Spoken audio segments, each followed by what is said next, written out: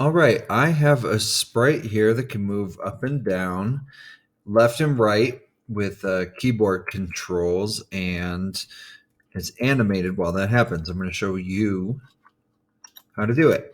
So we can see here that up arrow causes a change in the y-axis, a positive change that brings it up on the screen and it points in a certain direction.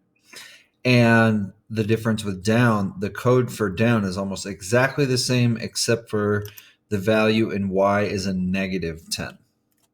And it points in the opposite direction. These direction blocks have a dial that you can adjust, or you can punch in the numbers. All right, so your turn. Let's hide my sprite under looks.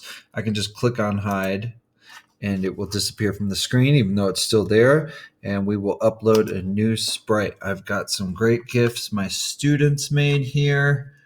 Let's pick the top one.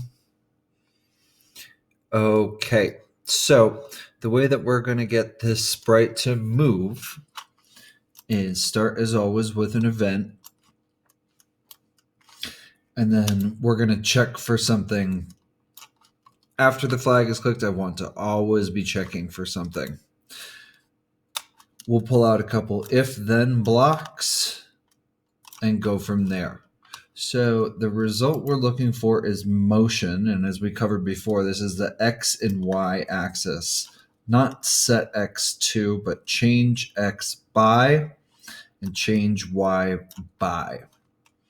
And the thing that I want to set off that block are the directional keys being pressed.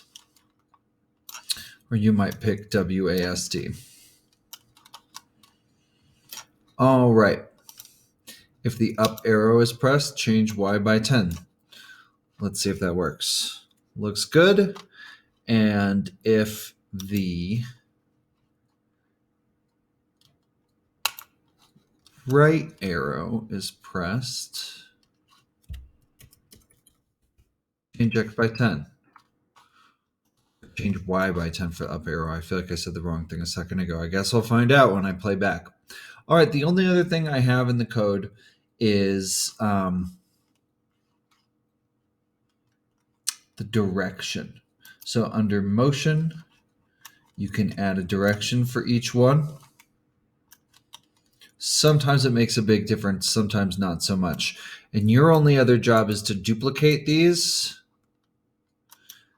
and switch it to the opposite direction and the opposite x and y values. All right, take it from there. Have fun.